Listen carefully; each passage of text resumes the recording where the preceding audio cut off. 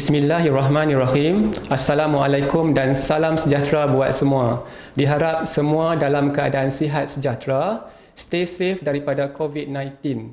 Saya Tajul Izani bin Tajul Arifin dari unit SISC Plus, PPD Kuala Mudayan akan berkongsi pengetahuan tentang pentaksiran bilik darjah dan pertimbangan profesional. Sebelum kita meneruskan perkongsian ini, saya ingin mengucapkan ribuan terima kasih kepada Sektor Pembelajaran PPD KMY dan Unit Sumber dan Teknologi Pendidikan PPD KMY kerana menyediakan platform ini. Terima kasih sekali lagi. Baiklah, untuk makluman tuan-tuan dan puan-puan, objektif perkongsian ini adalah untuk memberikan pendedahan kepada semua pentadbir dan guru bagaimana cara yang tepat untuk mengendalikan PBD di sekolah. Untuk makluman tuan-tuan dan puan-puan, pelaksanaan PBD yang merupakan sebahagian daripada pentaksiran berasaskan sekolah adalah berdasarkan kepada dua punca kuasa KPM. Punca kuasa yang pertama ialah Akta Pendidikan 1996, Akta 550 dan punca kedua ialah Mesyuarat Jemaah Menteri yang bertarikh 17 Disember 2010 yang bersetuju penambahbaikan dilakukan. Baiklah tuan-tuan dan puan-puan, berikut adalah latar belakang PBD. Pentaksiran bilik darjah sebelum ini dikenali sebagai pentaksiran sekolah. PBD mengekalkan semua konsep pentaksiran sekolah dan melibatkan penentuan tahap penguasaan murid dalam setiap mata pelajaran. Tahap penguasaan ini dinyatakan dalam DSKP. Selain daripada standard prestasi, standard kandungan dan standard pembelajaran juga dirujuk dalam pelaksanaan pentaksiran bilik darjah. Tuan-tuan dan puan-puan, seterusnya komponen PBS. Mari kita sama-sama kenal pasti di mana PBD berada. Pentaksiran berasaskan sekolah terbahagi kepada dua. Yang pertama adalah akademik dan yang kedua adalah bukan akademik. Untuk akademik terbahagi kepada dua iaitu pentaksiran pusat dan yang kedua adalah pentaksiran sekolah. Okey. Untuk bukan akademik terbahagi kepada dua iaitu pentaksiran aktiviti jasmani, sukan dan co-curriculum. Dan yang kedua, pentaksiran psikometrik. Maka tuan-tuan dan puan-puan, jelaslah PBD berada di komponen akademik pentaksiran sekolah. Seterusnya, objektif pentaksiran bilik darjah, kita akan lihat untuk guru dahulu. Okey, melalui pentaksiran bilik darjah, guru akan dapat mengesan pengetahuan sedia ada murid, mengesan perkembangan murid secara menyeluruh, mengenal pasti kekuatan dan kelemahan murid dalam pembelajaran dari semasa ke semasa, mengetahui keberkesanan PDPC, merancang, mengubah suai dan menambah baik kaedah PDPC, serta menjalankan tindakan susulan yang sesuai dengan serta-merta. Baiklah tuan-tuan dan puan-puan sekalian, kita lihat objektif pentaksiran bilik darjah untuk murid pula. Melalui pentaksiran bilik darjah, murid akan dapat mengesan perkembangan diri mereka. Murid dapat mengenal pasti kekuatan dan kelemahan dalam pembelajarannya dan meningkatkan pencapaian pembelajaran diri murid. Tuan-tuan dan puan-puan, mari kita lihat ciri-ciri utama PBD. Ciri-ciri utama PBD ialah dirancang oleh guru, bersistematik, formatif dan sumatif, pelbagai kaedah, berasaskan kriteria, menekankan perkembangan individu, mengesan perkembangan pembelajaran secara menyeluruh, membolehkan tindakan susulan dan menggalakkan pentaksiran kendiri dan rakan sebaya. Yang dimaksudkan dengan dirancang oleh guru adalah di mana guru akan menilai sendiri murid kerana guru lebih mengenali muridnya. Bersistematik bermaksud guru akan merancang pengajaran dan pembelajaran. Guru juga akan menentukan instrumen yang akan digunakan. Guru seterusnya melaksanakan pengajaran dan pembelajaran, melakukan pentaksiran, merekod dan menilai, menganalisis mengambil tindakan susulan sekiranya perlu dan melaporkan hasil. Formatif dan sumatif bermaksud PBD dijalankan secara berterusan. Ini adalah perlu untuk melihat dan mengesan perkembangan, kemajuan dan penguasaan murid. Pelbagai kaedah bermaksud PBD menggunakan pelbagai kaedah iaitu termasuklah pemerhatian, lisan dan juga penulisan.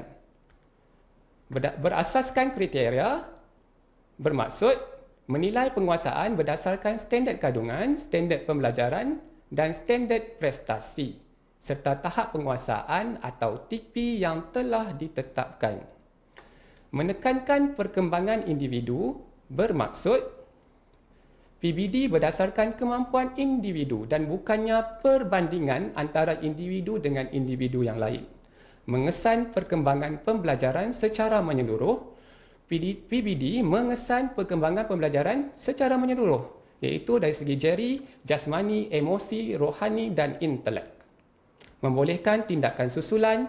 PBD membolehkan tindakan susulan iaitu mengatasi kelemahan pembelajaran murid dan mempertingkatkan kekuatan pembelajaran. Menggalakkan pentaksiran kendiri dan pentaksiran rakan sebaya di mana melatih murid mentaksir kemajuan secara berterusan di samping guru akan mendapat maklumat tambahan daripada murid. Baiklah tuan-tuan dan puan-puan, kita akan lihat instrumen yang pertama iaitu instrumen dari segi lisan. Okey, yang boleh digunakan oleh tuan-tuan dan puan-puan adalah seperti soal jawab, maklum balas, komen guru, bacaan kuat, pembentangan, hafazan, nyanyian, bercerita, syarahan dan lain-lain lagi. Instrumen penulisan pula. Contoh-contoh yang boleh digunakan oleh tuan-tuan dan puan-puan ialah kuis, ujian bertulis, soalan, latihan, karangan, laporan, membina slide, membina carta, membuat graf dan lain-lain lagi. Instrumen dari segi pemerhatian adalah senarai semak, anekdot, rekod berterusan, gambar aktiviti, rakaman video, sikap murid, kepimpinan murid, sasiah murid dan produk yang dikeluarkan oleh murid.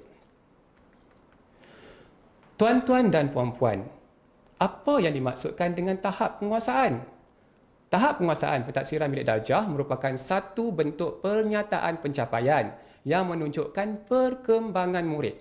Terdapat 6 tahap penguasaan yang disusun secara hierarki dan digunakan untuk tujuan rujukan pencapaian murid bagi setiap mata pelajaran. Berikut adalah tahap penguasaan yang telah disusun iaitu TP1, TP2, TP3, TP4, TP5 dan TP6. TP1 bermaksud murid tahu. TP2 bermaksud murid tahu dan faham. TP3 bermaksud murid tahu, faham dan boleh buat. TP4 bermaksud murid tahu, faham dan boleh buat dengan beradab. TP5 bermaksud murid tahu, faham dan boleh buat dengan beradab terpuji. Manakala untuk TP6, murid tahu, faham dan boleh buat dengan beradab misali. Okey, tuan-tuan dan puan-puan, untuk TP1, murid tahu perkara asas atau boleh melakukan kemahiran asas atau memberi respon terhadap perkara yang asas.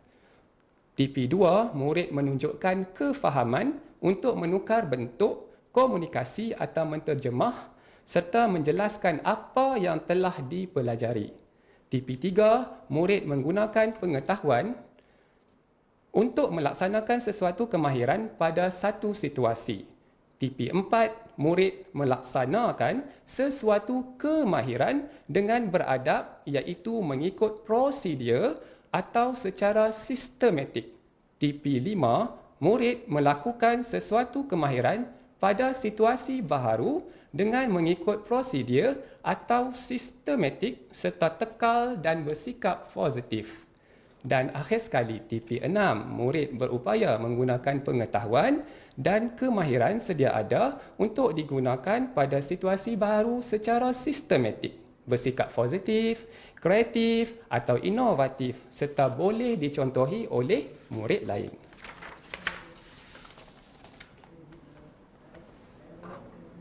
Tuan-tuan dan puan-puan, sedikit makluman tentang pertimbangan profesional merujuk kepada bahagian pembangunan kurikulum 2018. Dalam melaksanakan PBD, guru perlu sentiasa membuat keputusan yang tepat berdasarkan pertimbangan profesional terhadap maklumat yang telah dicerap dan dianalisis bagi memenuhi keperluan dan kecenderungan pembelajaran setiap murid yang diajar. Guru memainkan peranan penting dalam melaksanakan PBD dengan menentukan objektif pembelajaran berdasarkan standard pembelajaran yang telah ditaksir, merancang, membina instrumen dan melaksanakan pentaksiran, merekod hasil pentaksiran, menganalisis maklumat pentaksiran, melapor dan mengambil tindakan susulan. Itu berikut petikan daripada bahagian pembangunan kurikulum 2018. Pertimbangan profesional bermaksud pertimbangan yang dibuat dengan menggunakan pengetahuan profesional terhadap kurikulum yang dihasratkan meliputi pengetahuan, kemahiran, nilai, bukti pencapaian, strategi pengajaran, kaedah pentaksiran serta kriteria dan standard yang telah ditetapkan. Guru hendaklah beretika dan bertanggungjawab ketika membuat keputusan terhadap pemberian tahap penguasaan murid berdasarkan elemen pertimbangan profesional. Tuan-tuan dan puan-puan, terdapat 4 elemen atau unsur dalam pertimbangan profesional, iaitu yang pertama adalah pengetahuan, yang kedua adalah tanggungjawab profesional, yang ketiga adalah pengalaman dan yang keempat adalah input murid. Tuan-tuan dan puan-puan, apakah yang dimaksudkan dengan pengetahuan dalam pertimbangan profesional? Guru hendaklah berpengetahuan luas dalam mata pelajaran yang diajar, pengetahuan tinggi dalam isi kandungan, strategi pengajaran serta kaedah pentaksiran. Guru menjalankan pertimbangan profesional secara adil, telus dan konsisten. Tanggungjawab profesional bermaksud guru menjalankan pentaksiran secara bertanggungjawab. Guru juga beretika berdasarkan pengetahuan, input, murid dan pengalaman. Dijalankan oleh guru dengan cekap, adil dan telus serta bersistematik. Input murid. Guru mentaksir murid berdasarkan input daripada murid. Guru melakukan pentaksiran secara berterusan. Guru akan membuat pertimbangan berdasarkan prestasi murid melalui pemerhatian, soal jawab, lembaran kerja, portfolio, kuis, esei, pembentangan dan lain-lain. Pengalaman bermaksud guru menggunakan pengalaman mengajar dalam interaksi dengan murid. Oleh sebab itu, guru dapat mengenal pasti kekuatan dan potensi murid. Walau bagaimanapun, guru perlu mentaksir murid secara profesional. Tuan-tuan dan puan-puan, dalam pelaksanaan pertimbangan profesional, perkara yang perlu dipertimbangkan ialah hasrat kurikulum, tujuan pentaksiran, kaedah pentaksiran, suasana pentaksiran, amanah dan peluang. Hasrat kurikulum bermaksud guru benar-benar memahami objektif kurikulum, termaksud memahami secara mendalam standard kandungan, standard pembelajaran dan standard prestasi. Tujuan pentaksiran bermaksud guru perlu menentukan tujuan pentaksiran dengan mengenal pasti aspek pembelajaran yang hendak ditaksir berdasarkan standard prestasi. Kaedah pentaksiran bermaksud guru perlu bijak memilih kaedah pentaksiran yang meliputi pemerhatian, lisan atau penulisan serta memberi pertimbangan justifikasi yang betul kepada murid. Dengan itu, guru dapat melihat perkembangan pembelajaran murid. Suasana pentaksiran bermaksud guru mewujudkan suasana pembelajaran yang seronok di dalam bilik darjah. Amanah bermaksud guru bersikap profesional dalam membuat pertimbangan profesional kepada murid, maka akan mewujudkan keyakinan kepada pentadbir, guru lain, murid maupun pihak ibu bapa. Dan akhir sekali peluang bermaksud guru menyediakan ruang dan masa secukupnya kepada murid. Apabila murid mempunyai ruang dan masa yang cukup, maka murid dapat menunjukkan keupayaan sebenar semasa ditaksir. Ini adalah kerana setiap murid mempunyai faktor yang berbeza. Tuan-tuan dan puan-puan, akhir sekali adalah moderasi. Moderasi adalah proses penetapan aspek atau kriteria dalam pentaksiran, termasuk proses menyediakan instrumen pentaksiran. Moderasi dijalankan bagi tujuan memastikan pertimbangan yang dibuat adil, konsisten, sah dan boleh dipercayai. Guru boleh menggunakan mana-mana kaedah seperti perbincangan, persidangan, PLC atau merujuk pakar.